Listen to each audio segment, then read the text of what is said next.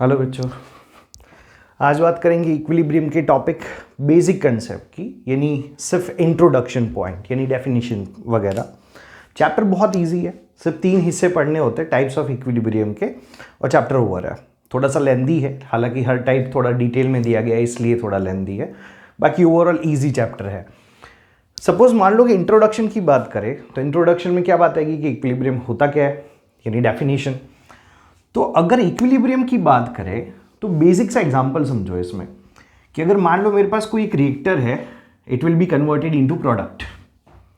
अब कोई रिएक्टर मान लो कि प्रोडक्ट में कन्वर्ट हो रहा है, यहां से इस साइड पे रिएक्शन इस साइड पे जा रही है, रिएक्टर से प्रोडक्ट जा रही है, तो ऐसी वाली रिएक्शन को बोला जाता है फॉरवर्ड रिएक्शन, फॉरवर्ड रिएक्शन। और कुछ कुछ रिएक्शन में ये भी होता है ना कि ये प्रोडक्ट आपस में जुड़ के फिर रिएक्टर बना लेते हैं, यानी कि क्या हुआ, प्रोडक्ट से फिर वापस रिएक्टर बना यहां पे। तो इस वाली जो रिएक्शन का टर्म है, मतलब प्रोडक्ट से वापस बैक करना, इसे बोला जाता है बैकवर्ड बोल लो या तो रिवर्स रिएक्शन बोल लो। मतलब रिएक्शन के टाइप्स कितने हुए, 2 साइड हो सकती है, एक रिएक्टर से प्रोडक्ट बना, दूसरा प्रोडक्ट से रिएक्टर बना, दोनों साइड हो सकती है। और अगर ऐसी दोनों साइड रिएक्शन जो हो रही है वो किसी एक ही एग्जांपल में अगर आप ऑब्जर्व कर रहे हो, मतलब ऐसे R gives P, P gives R, यानी एक ही केमिकल रिएक्शन में प्रोडक्ट भी बन रहा है, फिर वापस प्रोडक्ट जुड़ के रिएक्टर बन रहा है, दोनों एग्जांपल एक में ही है। तो अगर ऐसा कोई एग्जांपल मिलता है हमें तो we call that reversible reaction, reversible reaction. और ये जो रिवर्सेबल रिएक्शन है बड़ा मजेदार पॉइंट है। रिवर्सेबल रिएक्शन जो है यही टर्म होता है कि जिसमें इक्विलिब्रियम मिलता है। मतलब अगर सिर्फ रिएक्शन रिएक्टर से प्रोडक्ट वाली साइड पे हो रही है, यानी सिर्फ फॉरवर्ड रिएक्शन है, तो इक्विलिब्रियम मिलेगा नहीं।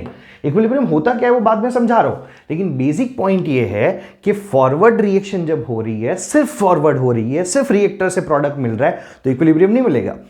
या फिर सोचो सिर्फ प्रोडक्ट से रिएक्टर बन रहा है, बस एक ही साइड पे रिवर्स रिएक्शन है, तब भी इक्विलिब्रियम नहीं मिलेगा।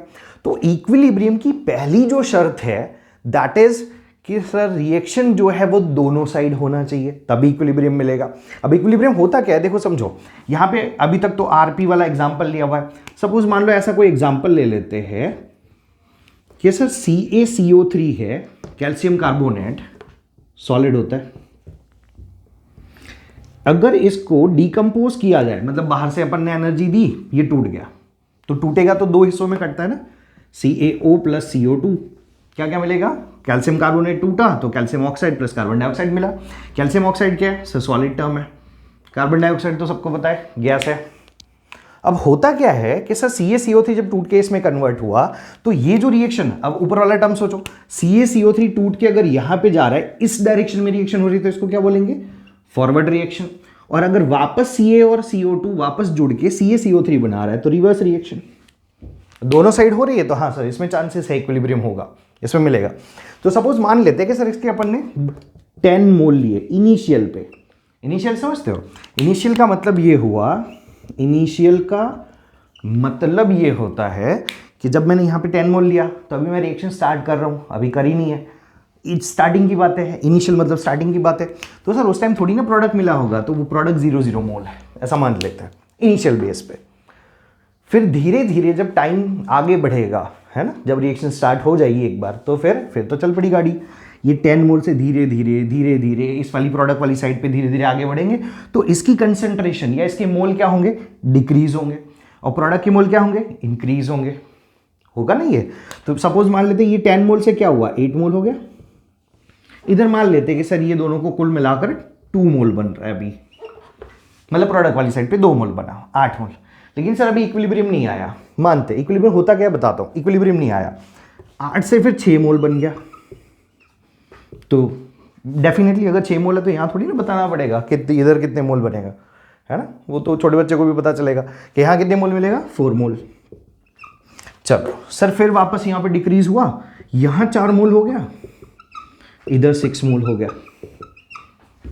और अब अपन मान लेते कि इधर इक्विलिब्रियम हो गया, इस वाली कंडीशन पे इक्विलिब्रियम हो गया, मतलब मान लिया कि सर यहां इक्विलिब्रियम एस्टैब्लिश हो गया अब इस रिएक्शन में इक्विलिब्रियम स्टेज आ गया। तो इक्विलिब्रियम का मतलब क्या होता है? अब सर रिएक्टर किस वाली स्टेज पे आया? रिएक्टर जब 4 मोल पे पहुंचा तब, प्रोडक्ट जब 6 मोल पे पहुंचा तब।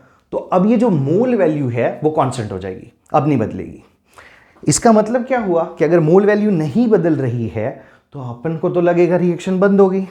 भैया ये 4 मोल पे अटका हुआ है, ये 6 के 6 मोल पे अटका हुआ है, कुछ आगे बढ़ ही नहीं रहा है। 6 मोल कंटिन्यू फिक्स है, यहाँ 4 मोल फिक्स है। और इसी स्टेज को बोला जाता है जिसपे कंसंट्रेशन कांस्टेंट देखने को मिले। मतलब 5:30 बजे, मान लो 5 बजे हमने रिएक्शन स्टार्ट करी, 5:30 होते होते रिएक्शन इक्विलिब्रियम पे पहुंच गई। अब 5:30 बजे के बाद में मान लो आप 6 बजे ऑब्जर्व कर रहे हो, तब भी मोल रिएक्टर के कितने मिलेंगे? 6, प्रोडक्ट 6। 6:30 के बाद में 7 बजे करी, 8 बजे कर ली, सर रिएक्शन में कोई फर्क ही नहीं हो रहा है। इधर 4 मोल है, इधर 6 मोल है, अटका पड़ा हुआ है काम, मोल नहीं बदल रहा, कंसंट्रेशन नहीं बदल रही। तो हमें क्या लगेगा? ये रिएक्शन बंद हो गई है। यही इक्विलिब्रियम का खेल है, रिएक्शन बंद नहीं होती, रिएक्शन कंटिन्यू होती। होता क्या है कि यहाँ जो 2 रिएक्शन हो रही थी, फॉरवर्ड और रिवर्स, इन दोनों की स्पीड बराबर हो जाती है। स्पीड बराबर मतलब स्पीड को क्या बोलते हैं अपन? वेलोसिटी। तो velocity of forward reaction VF और velocity of reverse reaction VR ये बराबर हो जाती है। सर बराबर हो जाती है मतलब अपन ऐसे लिख सकते हैं VF is equal to VR। Speed बराबर हो गई।